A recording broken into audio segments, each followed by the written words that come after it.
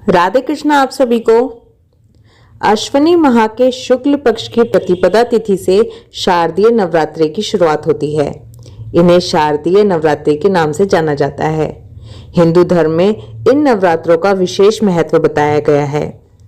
हर साल 4 बार मां दुर्गा के नवरात्रि मनाए जाते हैं। इनमें चैत्र नवरात्रि और शारदीय नवरात्रि मुख्य हैं। अश्विन माह के शुक्ल पक्ष की प्रतिपदा तिथि से शारदीय नवरात्रि की शुरुआत होती है। इनमें 9 दिन तक मां दुर्गा के 9 स्वरूपों की पूजा की जाती है। इस बार शारदीय नवरात्र 26 सितंबर से शुरू हो रहे हैं और 5 अक्टूबर तक चलेंगे। इन 9 दिनों में मां दुर्गा की विधि विधान से पूजा अर्चना की जाती है। मान्यता है कि इन 9 दिन भक्तों पर कृपा बरसाने के लिए मां धरती पर ही रहती हैं। शास्त्रों के अनुसार इन दिनों मां की आराधना, व्रत, पूजा पाठ आदि किया जाता है। सच्ची श्रद्धा और पूरी भक्ति के साथ मां की उपासना आदि करने से मां अम्बे की कृपा से भक्तों के सभी दुख दूर होते हैं।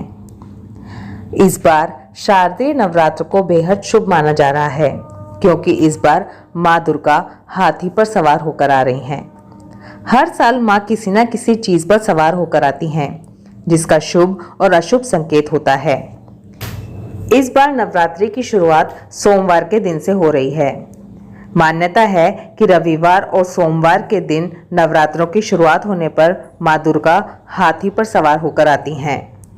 धार्मिक मान्यता के अनुसार मां दुर्गा का हाथी पर सवार होकर आने को बड़ा ही शुभ संकेत माना गया है। माना जाता है कि अगर मां हाथी पर सवार होकर आती हैं तो वो अपने साथ खूब सारी खुशियां और सुख समृद्धि लेकर आती हैं। हाथी को ज्ञान और समृद्धि का प्रतीक माना गया है। इससे देश में आर्थिक समृद्धि आएगी और ज्ञान का भी विकास होगा। 5 अक्टूबर को हाथी पर ही मां प्रस्थान भी करेंगी। मां दुर्गा घोड़े, भैंस, डोली, मनुष्य, नाव और हाथी पर सवार होकर आती हैं।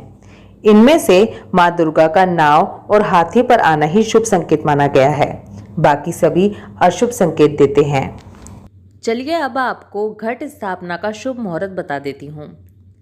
घट स्थापना के लिए शुभ मुहूर्त 26 सितंबर सुबह 6:11 से 7:30 के बीच या फिर 9:12 से 10:42 के बीच रहेगा। इसी बीच में आपको नवरात्रि के कलश की स्थापना करनी है। अगर इस विशेष शुभ मुहूर्त में आप किसी वजह से कलश स्थापना नहीं कर पाते हैं तो अभिजीत मुहूर्त में यानी कि 11:48 से 12:36 के बीच में कलश स्थापना कर सकते हैं। नवरात्रि में कलश स्थापना या जिसे घट स्थापना भी कहते हैं, इसे बहुत ही शुभ माना गया है। इसीलिए कलश स्थापना के लिए हमें शुभ मुहूर्त का हमेशा ध्यान रखना चाहिए। हिंदू धर्म में कलश को बहुत ही शुभ और मंगलकारी माना गया है। कलश के मुख में भगवान विष्णु, गले में रुद्र, मूल में ब्रह्मा और बीच में देवी शक्ति का वास माना जाता है। कलश स्थापना किस जगह करनी चाहिए? कई लोग कलश की स्थापना खेतरी या जो ज्वारे बोए जाते हैं उसके बीच में करते हैं और कई लोग कलश स्थापना अपने मंदिर में या फिर अलग से जो चौकी लगाते हैं उस पर करते हैं। ये दोनों ही तरीके बिल्कुल ठीक हैं। अगर आपके मंदिर में स्पेस नहीं है तो आप अलग चौकी लगाइए और उस पर माता की तस्वीर और कलश स्थापना कीजिए।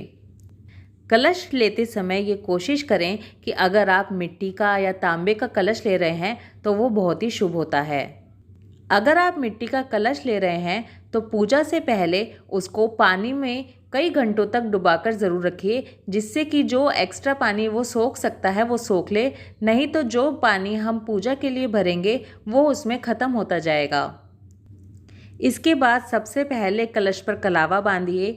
इसके बाद रोली से कलश के ऊपर एक सुंदर सा सतिया बनाएंगे। सतिया बनाते वक्त ध्यान रखें कि चारों तरफ बिंदी ज़रूर लगाएं। सतिये के दोनों तरफ 2-2 लाइनें ज़रूर बनाएं। ये बहुत ही शुभ माना जाता है।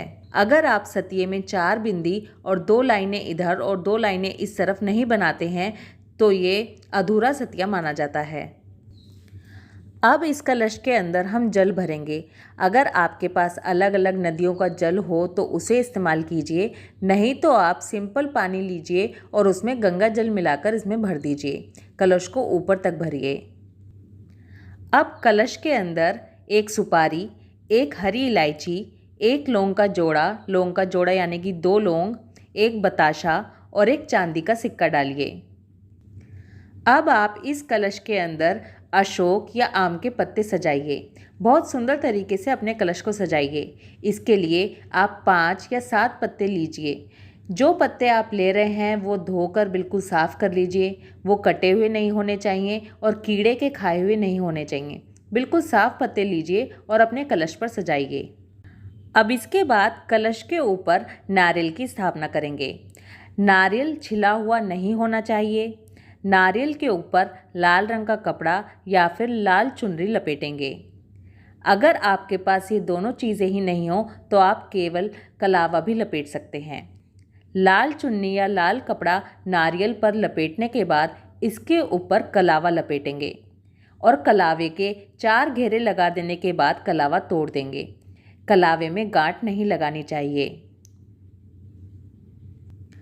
अब इस नारियल को हम कलश के ऊपर स्थापित करेंगे।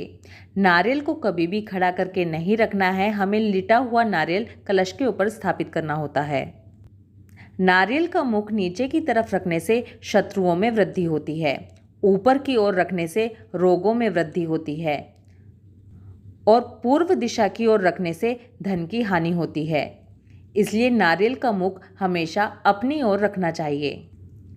अब ये सवाल आता है कि नारियल का मुख होता कौन सा है? जिस तरफ से नारियल पेड़ पर लगा होता है वो नारियल का मुख होता है और नारियल का जो दूसरा हिस्सा होता है वो बिल्कुल नुकीला होता है। इस तरह से कलश स्थापना करने के बाद पूजा करनी चाहिए। नवरात्रि के 9 दिनों में करसी या जिसे अग्यारी भी कहा जाता है उसी के द्वारा पूजा की जाती है, जिसे आप छोटा हवन भी कह सकते हैं। कोशिश कीजिए कि नवरात्रि की पूजा में घर के सभी लोग शामिल हों। अगर किसी भी वजह से कोई सदस्य नवरात्रि की पूजा में शामिल नहीं हो पा रहा है तो उसके नाम के भी 2 लौंग के जोड़े यानी कि 4 लौंग घी में डुबोकर ज़रूर माता रानी के सामने चढ़ाएं। आई होप इस वीडियो में दी गई इन्फॉर्मेशन आपके लिए हेल्पफुल होगी। वीडियो पसंद आए तो वीडियो को लाइक कर दीजिए। ये जानकारी और भी लोगों तक पहुँचे इसलिए वीडियो को ज़्यादा से ज़्यादा शेयर कीजिए। राधे कृष्णा।